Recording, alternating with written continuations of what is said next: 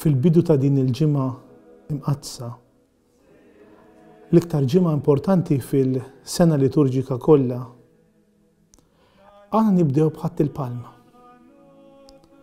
U din l-ikona ssir lina tieqa biex iddaħħalna fil-profondità ta' dan il-misteru.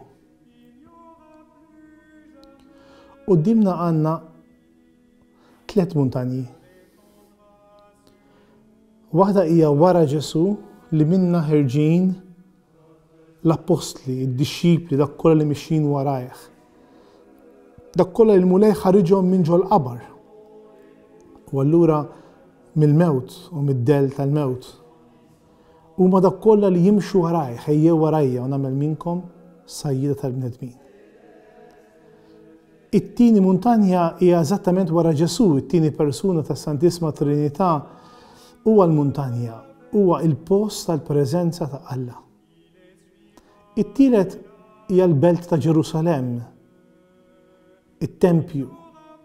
Fil-fatt tidher ċara fil-belt ta' Ġerusalem hija l-qaddis tal-qaddisin, il-kanepi, li hija vojta.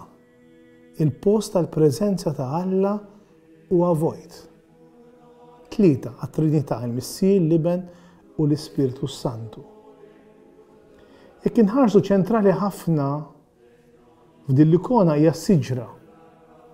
Fin-nofs għandna s-siġra tal-ħajja kif il-ġnien tal-Ġenesi. Fil-bidu kien hemm is-siġra tal-erf. Hawnhekk ukoll għandna siġra li l-frijaj tagħha qegħdin jitqaċċtu propju biex jilqgħu il-Ġesu. Ma din is-siġra tilgħin it-tfal, tilgħin in-nies kollha li l-Ġesu qed jaċċettawh fil-ħajja tagħhom. Min-naħa l-oħra, quddiem Ġesu hemm folla nies. Uħud minnhom jaċċettaw il-Ġesu, jippreżentawlu tfal iż-żgħar. Imma l-istess preżenza tagħhom tagħlaq il-bib ta' Ġerusalem min miexi warajh u min jostokalalu it-triq. ċentrali f'din l-ikona wkoll huma ċ-ċkunija taż-żgħar. Dawk li jilqgħu il-Ġesu huma tfal, iż-żgħar, dawk li huma bħal tfal li tagħhom hija saltna ta' smewwiet. Fl-ikona jidhru ħafna żgħar b'mod esaġerat. Biex juri li propju min huwa żgħir, min huwa li jilqa' lill-mulej, jippreparalu triq, qed ipoġġu l-ħwejjeġ tagħhom mal-art biex minnhom jgħaddu l-mulej. ċentrali fl-ikona, forsi l-iktar ħaġa ċentrali huwa l-mulej Ġesu. Il-mulej Ġesu li qiegħed bil-qiegħda. Allura mal-ewwel turi ir-realtà messijanika tiegħu. Il-mulej Ġesu li liebes bħalma jkollna fl-ikoni l-aħmar, id-divinità, miksi bl-umiltà, f'idejh għandu l-kelma l-iskroll u bliet l-oħra qiegħed ibirek. Għandu l-istola, id-deb ta' fuq l-aħmar. Hija interessanti ħafna li t-tron tiegħu mhuwiex it-tron tad-deb imma il-felu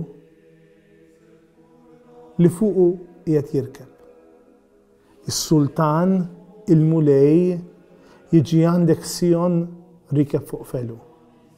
Hija propju din l-umiltà, anke żiemel qiegħed ipoġġi rasu l-isfel, qiegħed propju iħalli dan l-ispazju għal Ġesu, iġor lill-mulej. Ħolluh għax il-mulej għandu bżonnu. Dik hija l-kelma li nisimgħu llum. Ħolluh, il-mulej ukoll għandu bżonnok. Aħna nistgħu nkunu dawk li nġorru lill-mulej. Aħna nistgħu nkunu dawk li mixjin wara l-mulej. Bil-palm, biż-żebbuġ f'idejna. Jew aħna nistgħu nkunu dawk li qed nistakolaw lill-mulej milli jidħol fejn il-preżenza ta' Alla. Jien nista' nfittex il-preżenza ta' Alla fit-tempju tiegħu, fix-xekenà, fil-post tal-qaddisin. Imma f'din l-ikona l-preżenza ta' Alla hija l-barra mill-belt. Il-preżenza ta' Alla mhijiex fix-xekena, mhijiex fil-Holies of Holies, imma x-xekena ta' Alla hija f'Ġesu li rikeb il-ħmar biex jidħol Ġerusalem bħala sultan. Jekk ma tajtux intom, illum jajtu il-ħitan. Ġesu fil-Vanġelu dejjem irrifjuta kull darba li ridu jagħmlu manifestazzjoni bih, dejjem irrifjuta kull darba ridu jagħmluh sultan. Imma llum, meta jaf li waslet is-sija tiegħu, il-mulej Ġesu rrid li jkun hemm dil-proċessjoni. Il-mulej Ġesu ma rrifjutax dak li jagħmlulu l-oħrajn. Il-mulej Ġesu jidħol brida sħiħa ġo Ġerusalem mhux biex jieħu xi ħaġa minna, imma biex jagħti ħajtu.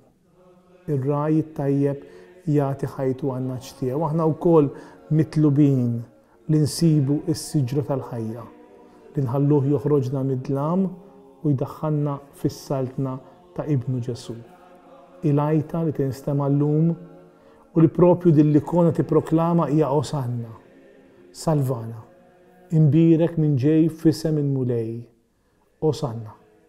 Ejjew aħna wkoll nitolbu lill-mulej Salvana u ma nkunux biss dawk li jgħidu Osanna ħadd il-palm, imma aħna wkoll nibqgħu ngħidu mal-mulej li hu s-sultan tagħna u qatt ma nbidlu din l-Osanna f'salba.